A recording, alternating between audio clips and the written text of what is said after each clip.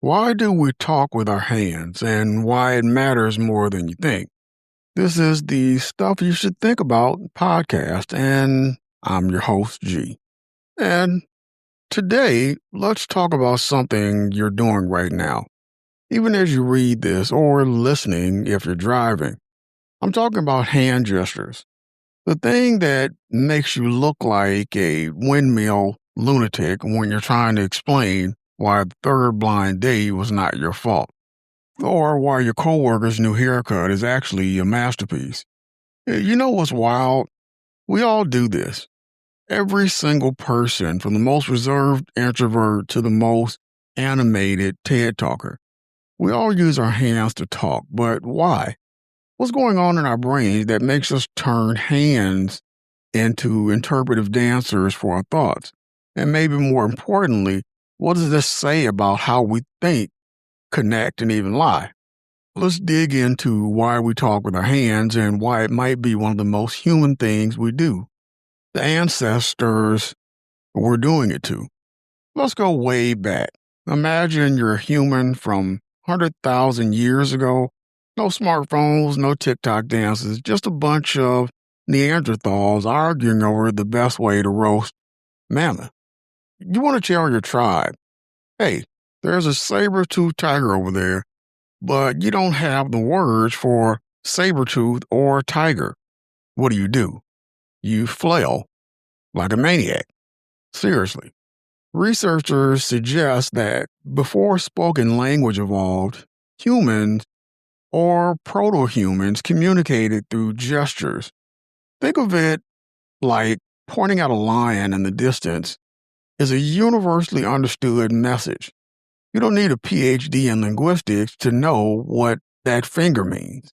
Scientists call this the gestural theory of language origin, and it's got some solid backing. Studies on modern apes show that bonobos and chimpanzees can learn sign language more easily than they can learn to associate sounds with meanings. Evolutionary neuroscientists like Dr. Gestural Genius, okay, maybe not that name, argued that our brains are weird to link hand movements with communication. So here's the ticker. Even now, when we do have words, our hands chime in. It's like the vestigial echo of our prehistoric selves, still shouting, hey, remember when we need to point at stuff to survive? Gestures aren't just for clarity. They're for clarity. But let's say you're trying to explain a complex idea, like why your cat is haunting the kitchen at 3 a.m., while you say it's a combination of hunger, curiosity, and existential dread. You probably spread your fingers wide, raise an eyebrow, and maybe even stomp your foot for emphasis. That's not just flair. It's cognitive overload management. Here's what science says. When we speak, our brains are juggling multiple tasks. We're crafting sentences, managing breath, and often solving the problem of how the heck am I supposed to explain this? Gestures help free up mental bandwidth. In a 2005 study at Stanford, kids who were encouraged to gesture while solving math problems were more likely to figure out the answer later. The researchers think gestures act like a back pocket memory aid, like when your hands say what your brain is still trying to process. So, if you've ever caught yourself waving your hands while deep in a debate, don't cringe. It means your brain is doing the work of a symphony conductor, the science of mirror me. Now, let's get into the nitty-gritty of why your date might mirror your hand movements without realizing it. Enter mirror neurons. These are the brain cells that fire when you both perform an action and watch someone else perform it. Think of them as the neural glue that makes empathy possible. When you see someone shrug their shoulders in confusion, your mirror neurons light up as if you're shrugging too. That is why you can tell someone is lying 90% of the time. No pressure. Liar hands are like overzealous tourists in Rome. They're too eager, too forced.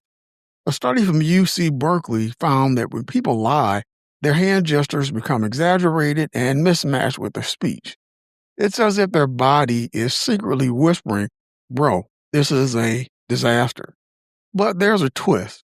Gestures can also make you more persuasive. In a study published in Psychological Science, speakers who use hand motions while explaining a political issue were perceived as more competent and trustworthy. So, if you ever want to give a speech that doesn't put people to sleep, maybe channel your inner Gandhi minus the saltwater therapy. Culture, baby, culture. Let me stop you right there. You might be thinking, but gee, my boss just stared at me like I was a confused penguin the last time I gesticulated in a meeting. Why the difference? It all comes down to culture. In Mediterranean cultures, animated hand gestures are a sign of passion and intelligence. In Northern European or Asian cultures, the same flailing might read as unprofessional or overly emotional. I once saw a documentary where an Italian lawyer's hand gestures were edited out of a film meant for a Swedish audience because the producers thought they were distracting. The lesson here: context is key. If you're giving a keynote in Tokyo, maybe dial back the jazz hands. If you're arguing with your roommate about who left the sink a biohazard, go wild. But here's the deeper point: gestures are part of our identity. They reflect where we're from, how we were raised, and even our personality. And in an increasingly globalized world, learning to read and adapt these subtle cues might be one of the most useful superpowers you can have. Can you fix your gestures? I'll let you in on a secret. I used to hate my hands. I was a kid who got in trouble for using them to act out the Battle of Gettysburg during a history presentation. But then I realized something. My hands are not my enemy, they're my allies. If you want to improve your nonverbal communication, here are 3 quick tips. Number 1, be mindful and not restrictive. Don't just stop gesturing. If you notice when and how you do it, you might find it helps you think better. Number 2, match the audience. Adjust your hand language based on who you're talking to. You'll flail differently with your bestie than you will in a job interview. Experiment. Next time you're in a meeting, try not using gestures for a whole hour. Bet you'll feel mentally exhausted by the end. And hey, if all else fails, just accept that your hands are going to do their own thing. As Dr. Karen Pine, a psychologist who studies body language, once told me, we don't just use our hands to speak, we use them to think. If you try to stop them, you're basically asking your brain to work with one hand or 2 hands tied behind his back. The takeaway and a rant about video calls. Let's wrap this up with a question. What if the way we talk with our hands is what makes us human? We've been trying for decades to create intelligent AI, but most robots still look like twitchy toaster ovens. They can process data, but they can't throw their hands up in mock disbelief when you tell them a joke. And I think that's because gesture is more than just motion. It's emotion, cognition, and culture all tangled up in tendons. But while we're at it, we can also debate Zoom calls, because nothing says this meeting will be memorable like trying to interpret someone's power pose while they're squinting into a tiny camera. I miss seeing hands.